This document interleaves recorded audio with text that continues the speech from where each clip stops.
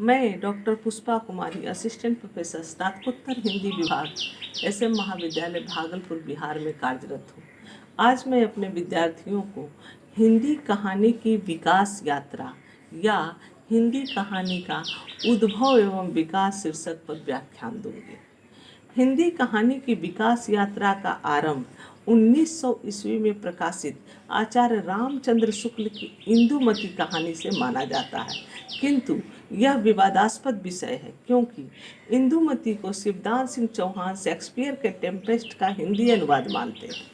1903 में रामचंद्र शुक्ल की 11 वर्ष सरस्वती पत्रिका में छपी तथा सन 1907 में बंग महिला की दुलाई वाली कहानी छपी। 1901 में एक टोकरी भर मिट्टी कहानी छत्तीसगढ़ मित्र पत्रिका में प्रकाशित हुई, जिसके लेखक माधवराव सप्रे थे और यही हिंदी की सर्वप्रथम मौलिक कहानी कही जा सकती है।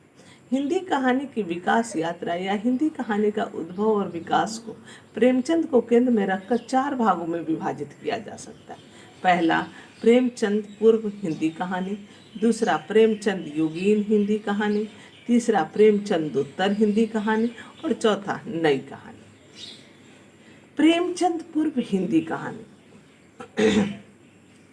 प्रेमचंद पूर्व हिंदी कहानी अपना स्वरूप ग्रहण कर रही थी।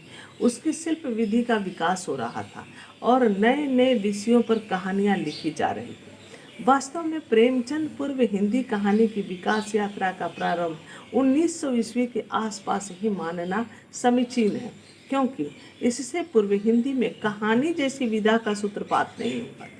इन कहानियों का विषय प्रेम, समाज सुधार, नीति, उपदेश से जुड़ा हुआ, जिसमें मुंशी इंसा अल्लाह खां कृत रानी केतकी की कहानी, शिव प्रसाद सितारे हिंद कृत राजा भोज का सपना, बंग महिला कृत दुलाई वाली, आचार्य रामचंद्र शुक्ल कृत 11 वर्ष का समय।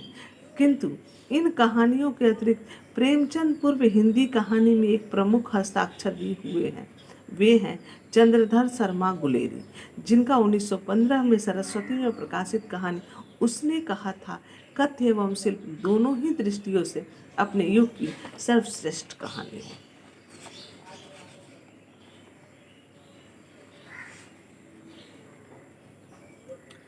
प्रेमचंद युगीन हिंदी कहानी। प्रेमचंद युगीन हिंदी कहानी के प्रवर्तक प्रेमचंद है। प्रेमचंद हिंदी के युग प्रवर्तक कहानीकार हैं। उनकी पहली कहानी पंच परमेश्वर सन 1916 में प्रकाशित हुई और अंतिम कहानी कफन 1936 में। अतः इस काल को प्रेमचंद युग कहना समीचीन होगा। प्रेमचंद की कहानियों में विषय वैविध्य दिखाई पड़ता है।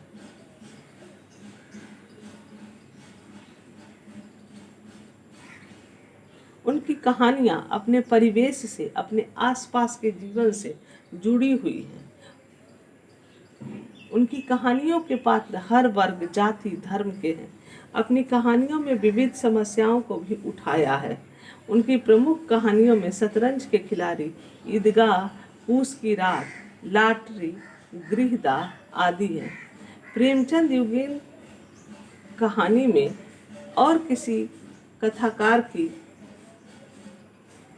रचनाएं आती हैं तो वो जयशंकर प्रसाद की रचना प्रमुखता से है, क्योंकि जयशंकर प्रसाद प्रेमचंद युग के प्रतिभाशाली कथाकार थे और इनकी 5 कहानी संग्रह छाया, प्रतिध्वनि, आकाशदीप, आंधी और इंद्रजाल में कुल 69 कहानियां संकलित हैं। उनकी कहानियों में अनुभूति की तीव्रता, काव्यात्मकता, प्रेम चित्रण, प्रकृति निरूपण एवं कल्पना की प्रचुरता विद्यमान है। अतीत गौरव, स्वप्निल भावुकता एवं कल्पना की ऊंची उड़ान उनकी कहानियों की विशेषता मानी जा सकती है। प्रेम, करुणा, त्याग और बलिदान इनकी कहानियों के विषय हैं। प्रसाद की प्रमुख कहानियां हैं पुरस्कार, इंद्रजाल, आकाशदीप, ममता, प्रतिध्वनि आदि। अब आते हैं प्रेमचंदोत्तर हिंदी कहानी।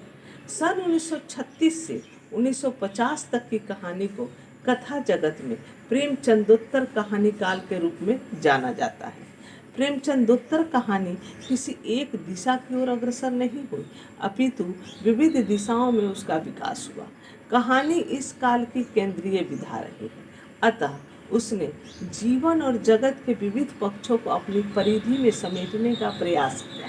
इस काल में एक ओर तो प्रगतिवादी विचारधारा से अनुप्राणित कहानीकारों ने प्रगतिवादी कहानियाँ लिखी, तो दूसरी ओर मनोविश्लेषणवादी कहानीकारों ने ऐसे विषयों पर कहानियाँ लिखी जिनमें व्यक्ति मन की आंतरिक परतों को खोलकर देखा गया।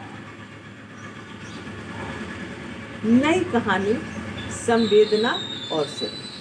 सन 1955 में कहानी पत्रिका में प्रकाशित होने वाली कहानियाँ कथा और टेक्निक दोनों ही दृष्टियों से कुछ अलग है। बाद में इन कहानियों को 1955-56 के आसपास नई कविता के तर्ज पर नई कहानी कहा जाने लगा।